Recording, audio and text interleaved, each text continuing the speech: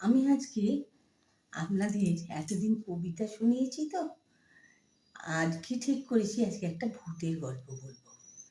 যদিও ভূতের গল্প, কিন্তু এটা আমার জীবনের গল্প, সম্পূর্ণ সত্য কাহিনী। তাহলে শুরু করছি, শুনুন। আমার যখন ছেলে হয় তখন আমাকে ওয়ালস হসপিটাল শ্রীরামপুরে দেওয়া হয়েছিল। তো বাচ্চা হয়ে যাওয়ার পর একদিন রাত্রিরে ও ঘুমোচ্ছে, আমার খুব জোর টয়লেট পেল। যে রাত্রিরে নার্সের আয়া রাখতাম, সে তখন পৌষ মাস, ও বন্ধুদের সঙ্গে গল্প করে করতে ওখানে কয়েকজন ঘুমোচ্ছে। তা আমি ভাবলাম এই তো সামনেই বাথরুম, আমি চলে যেতে পারবো বলে চারদিকে লাইট জ্বলছে, আমি বেরিয়ে গেলাম বাচ্চাকে রেখেই। তো যখন গেছি তখন সেরকম কিছু বুঝতে পারিনি, এমনি স্বাভাবিকভাবেই গেলাম। গিয়ে চারদিকে আবর্জনার স্তূপ, বড্ড কেমন যেন লাগছে। তারপরে মনটা যেন সম্পূর্ণ পাল্টে গেল, জানেন।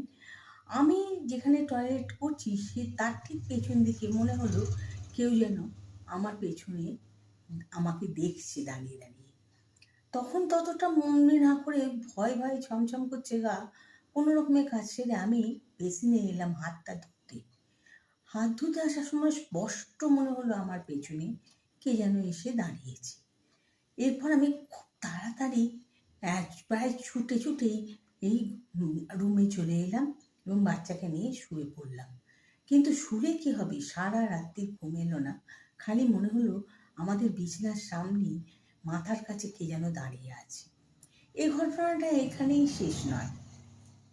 এরপর যখন বাড়িতে নিয়ে আসা হলো আমাকে, কি ভীষণ দুপুর চলে গেলেই মানে একটু বিকেল হচ্ছে তখন থেকে ভয় লাগতে শুরু করলো।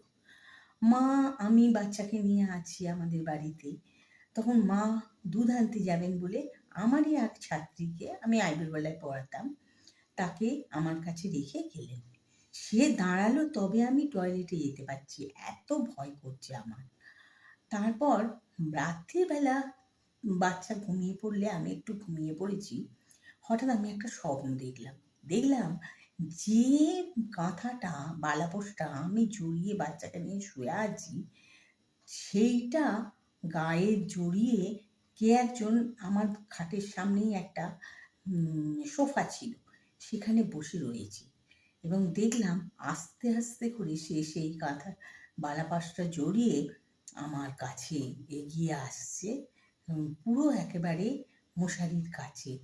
তারপর আমি এত বিকট চিৎকার করে উঠেছি যে বাবা মা পাশের ঘরে শুয়েছিল, ছুটে চলে এসছে তারা। মাঝখানের দরজা খোলা থাকতো আমাদের, ছুটে চলে এসে বলছে কি হয়েছে। আমি তখন সব ব্যাপারটা বলতে আমি বললাম কিছুতেই এ ঘরে একা আমি থাকতে পারবো না ছেলেকে নিয়ে। তখন তারা বাধ্য হয়ে আমাকে বললো তুই ও ঘরে চ, আমরা সবাই মিলেই আজকে শোবো বলে আমরা ও ঘরে বাবা মায়ের সঙ্গে আমি শুলাম।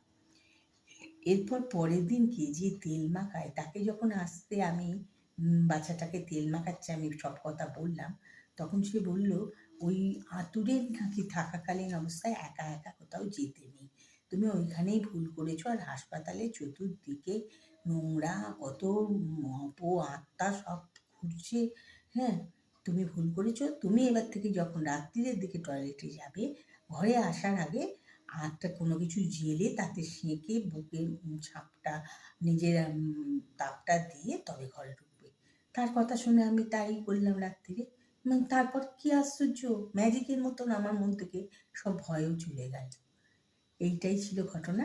এটা আপনাদের সামনে আমি উপবেশন করলাম। কেমন লাগলো বলবেন। তো বলবেন আর কি করে, একটু লাইক টাইক করবেন, যা যা করার করবেন। তাহলে রাখলাম।